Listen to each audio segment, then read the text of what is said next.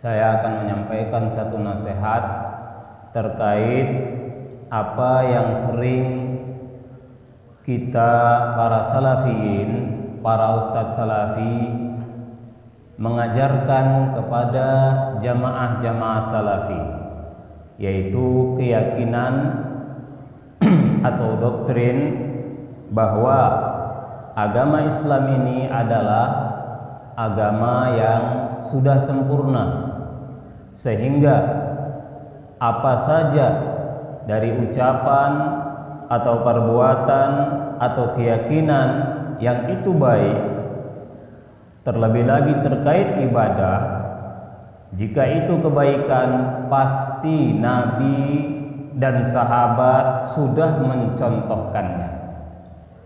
Jika ucapan, keyakinan, amalan itu baik, Nabi pasti sudah melakukannya.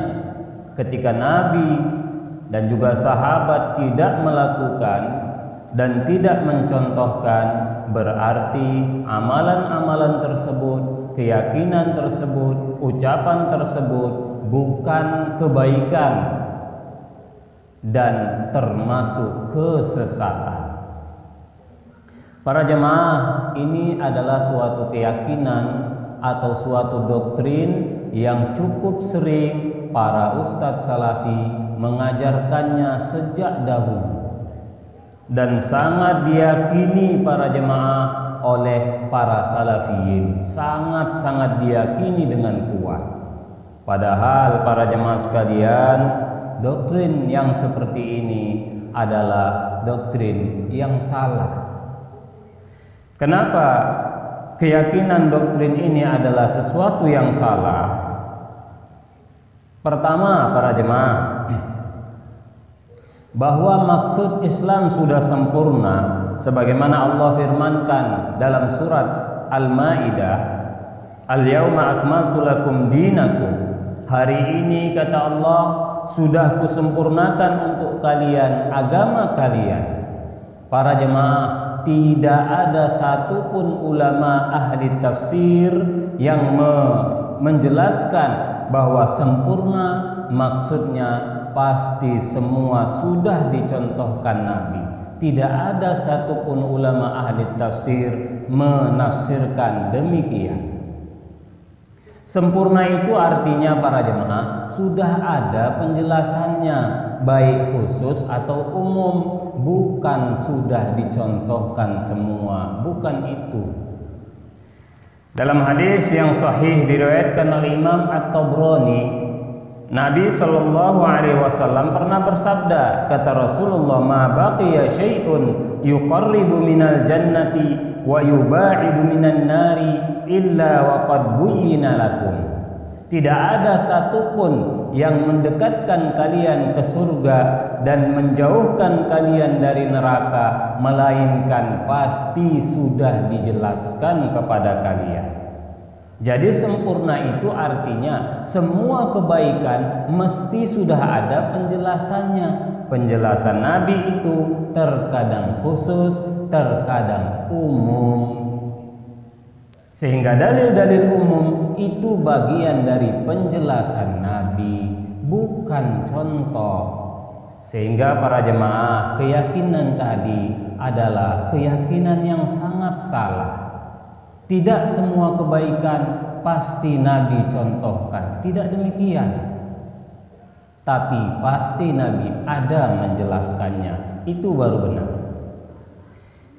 Yang kedua, para jemaah, keyakinan tersebut adalah keyakinan yang salah karena bersandar kepada dalil yang salah memahaminya, yaitu hadis riwayat Imam Muslim. Nabi telah bersabda, man amila amalan laisa alaihi amruna fahuwa raddun. Barang siapa melakukan suatu amalan yang tidak ada perkara kami padanya, maka tertolak.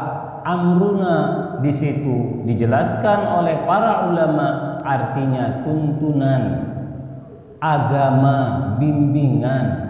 Tidak ada satupun ulama ahlus sunnah, ulama salaf yang mengartikan contoh.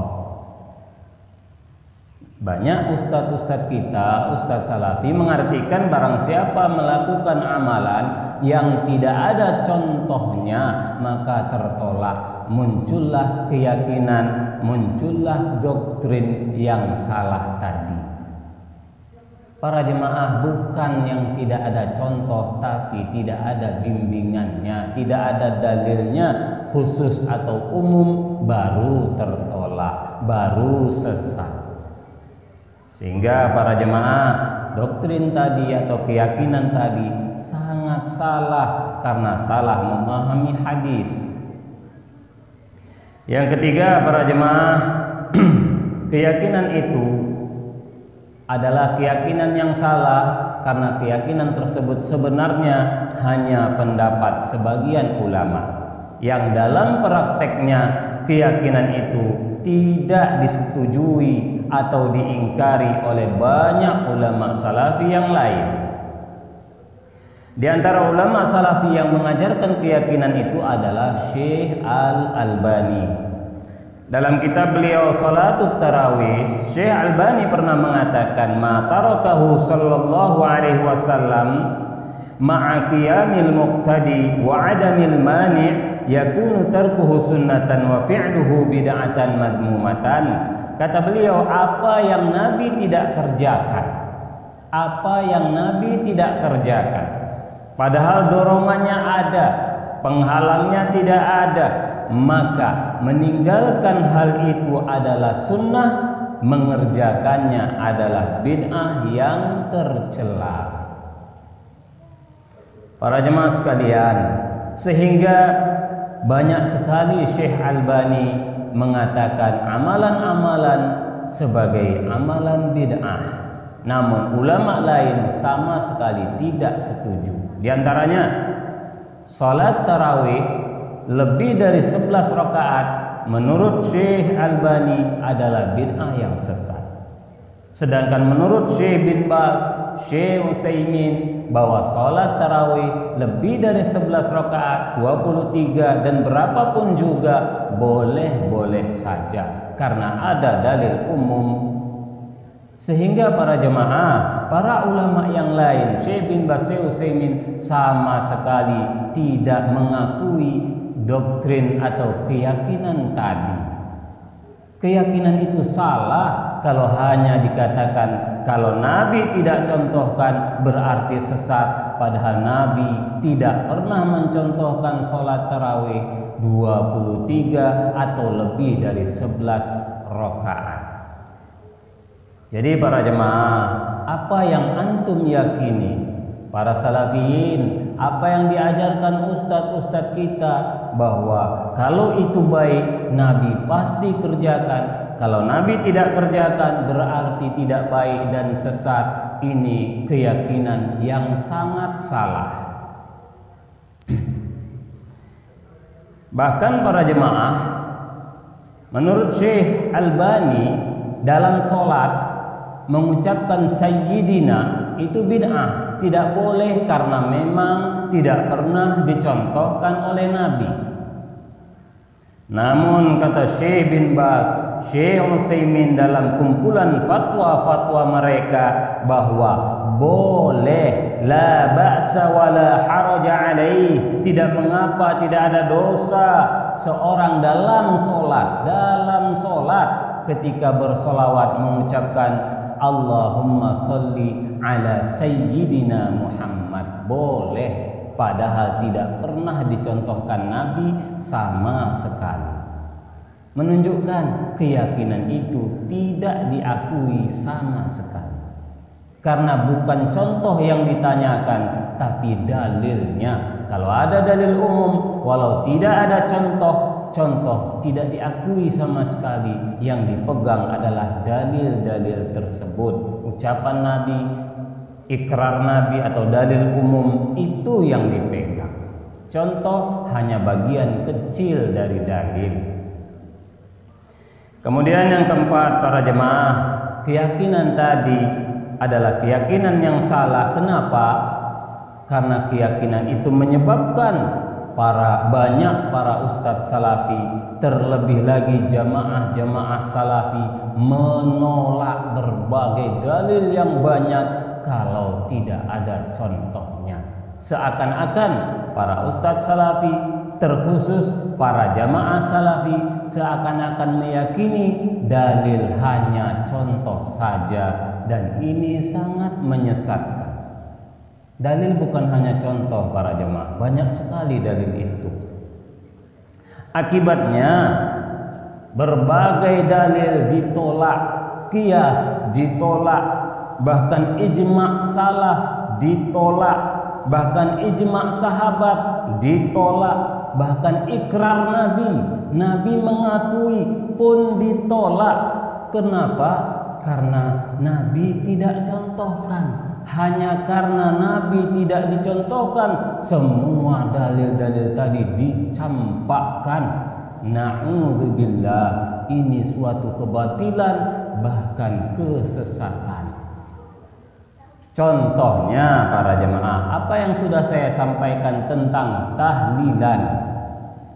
Tahlilan itu jangan namanya yang Anda tanyakan. Apa tahlilan itu? Hakikatnya yang jadi hukum. Tahlilan adalah kirim pahala makanan minuman dan kirim pahala bacaan. Sepakat semua ulama ahli sunnah bahwa pahala makanan minuman disunnahkan dikirim, dianjurkan, sepakat tanpa ada perselisihan.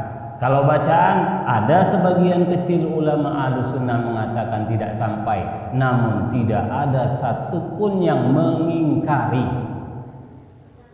Ini kesepakatan. Bahkan kata Imam Ahmad, di zaman beliau sepakat, tidak ada satupun ulama mengingkari kumpul-kumpul untuk kirim pahala bacaan. Itulah tahlilan. Ijma' di zaman salaf, kata Imam Ahmad. Dan tidak ada satupun ulama salaf mengingkari. Kalau meyakini tidak sampai pahala bacaan ada, namun mengingkari, mengatakan tidak boleh apalagi sesat, tidak satupun ulama mengatakan itu. Ijma' ini diingkari oleh para ustadz salafi, oleh para jemaah salafi hanya karena satu pertanyaan. Nabi istrinya meninggal, Nabi anak-anaknya meninggal. Pernahkah Nabi kirim pahala? Pernahkah Nabi buat makanan kirim pahala? Na'udzubillah, ini suatu kesesatan para jemaah. Hanya karena Nabi tidak contohkan, kemudian ijma' antum campakkan, ijma' antum ingkari. Bahkan ikrar Nabi, sahabat beberapa orang meninggal orang tuanya, bertanya ke Nabi, wahai Nabi, saya ingin bersedekah makanan minuman, apakah bisa saya kirim pahalanya kepada ibu saya yang baru meninggal? Kata Nabi, ya bisa. Nabi mengakui ini sunnah Nabi. Memang Nabi tidak melakukan, tapi Nabi akui. Antum ingkari, antum tolak semua itu hanya karena Nabi. Kenapa Nabi tidak contohkan? Bukankah ini keyakinan yang sangat menyesatkan para jemaah? Semua dalil antum tolak dan antum ingkari hanya karena satu doktrin yang salah. Bahkan ijma' sahabat, hadis Tawus, hadis sahih, sanadnya sahih. Kata Imam Suyuti sanadnya sahih. Kata Imam Ibnu Hajar Al-Haytami sanadnya sahih. Kata Imam As-Safarini sanadnya sahih. Kata sebagian ustadz salafi sanadnya dhaif. Para jemaah, ulama yang lebih mengerti hadis mengatakan sahih, sanad Tawus. Namun kalau digandengkan, disandarkan ke Nabi, mursal. Tawus tidak berjumpa Nabi, dan Tawus sama sekali tidak menyandarkan riwayat itu ke Nabi. Beliau hanya mengatakan para sahabat sepakat menganjurkan buat makanan dan mengirim pahalanya untuk si mayit selama 7 hari. Beliau tabi'in, beliau saksi mata melihat sahabat sepakat. Ini namanya ijma' sahabat. Ijma' sahabat itu dalil para ustadz, para jemaah. Kenapa antum ingkari? Sepakat sahabat 7 hari kirim pahala sedekah makanan. Itulah tahlilan. Nggak ngerti juga antum tahlilan. Itulah tahlilan. Masalah mengumpulkan itu sarana. Sarana itu tidak ada hukumnya, tergantung tujuan. Tujuan kirim pahala berarti mengumpulkan orang pun jadi sunnah, karena tujuannya supaya bisa dikirimkan pahala makanan tadi. Itu sarana. Makanya di zaman Imam Ahmad, kata Imam Ahmad, sepakat dikumpulkan kaum muslimin kirim pahala bacaan. Sepakat. Tidak ada satupun ulama mengingkari kumpul kirim pahala bacaan. Kata Imam Ahmad, sudah saya sampaikan yang lalu. Kenapa kita salafiyin mengingkari semua itu? Karena lagi-lagi doktrin yang menyesatkan. Kenapa Nabi tidak contohkan? Kenapa istri Nabi meninggal Nabi tidak kirim pahala? Para jamaah, itu doktrin menyesatkan, menyebabkan semua dalil antum campakkan dan antum ingkari. Contoh itu hanya segelintir kecil dari dalil. Tidak ada contoh, lihat dalil lain. Para jemaah, dan doktrin ini mirip sekali dengan doktrin sesat yang diyakini oleh kelompok ingkarus sunnah. Mereka hanya meyakini dalil Al-Quran saja. Mereka tidak terima dalil dari hadis. Ketika disampaikan hadis, mereka bilang, yang saya tanyakan mana dari Al-Quran? Al-Quran kan hudan linnas, petunjuk bagi manusia. Kita katakan iya, di Al-Quran memang tidak ada rinciannya, tapi di hadis ada. Yang saya tanya di Al-Quran. Persis kesesatan ini mirip kesesatan ingkarus sunnah. Ini dalilnya ijma' sahabat. Yang saya tanya, Nabi ada nggak contohkan? Memang nggak ada dari Nabi, tapi ini ijma' salaf. Yang kami tanya, Nabi ada nggak contohkan? Itu saja yang diulang-ulang. Ini kesesatan para jemaah, dan ini hasil dari didikan para ustadz salafi. Antum bertanggung jawab para ustadz. Antum yang mengajarkan ajaran yang menyesatkan tersebut.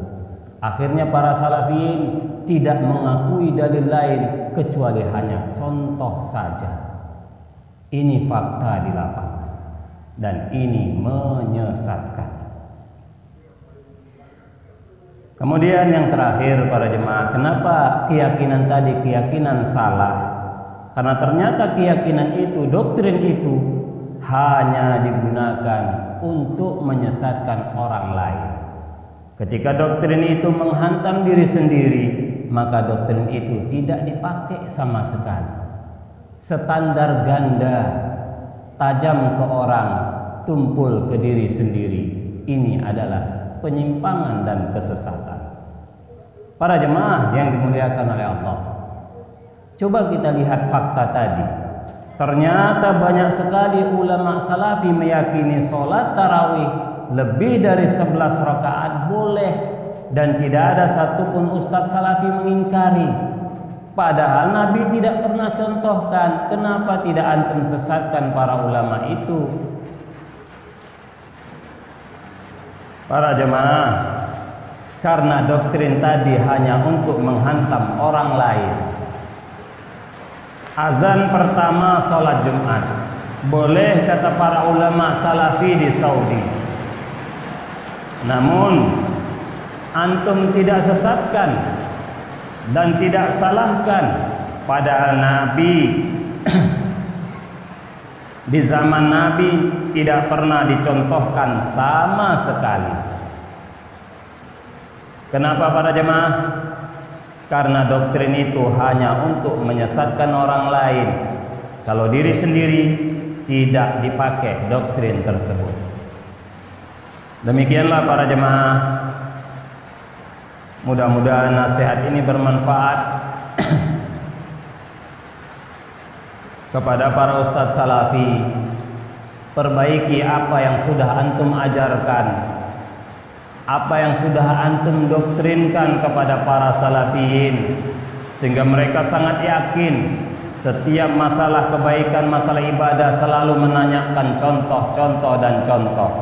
Mereka tidak peduli dengan qiyas, mereka tidak peduli dengan dalil umum, mereka tidak peduli dengan ijma' salaf, mereka tidak peduli dengan ijma' sahabat. Yang mereka tanya hanya contoh, contoh dan contoh. Para jemaah, antumlah yang mengajarkan kesalahan tersebut.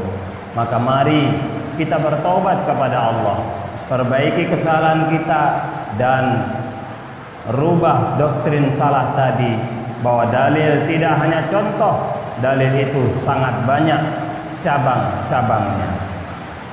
Demikianlah para jemaah, mudah-mudahan ini bermanfaat. Allahu a'lam bissawab. Assalamualaikum warahmatullahi wabarakatuh.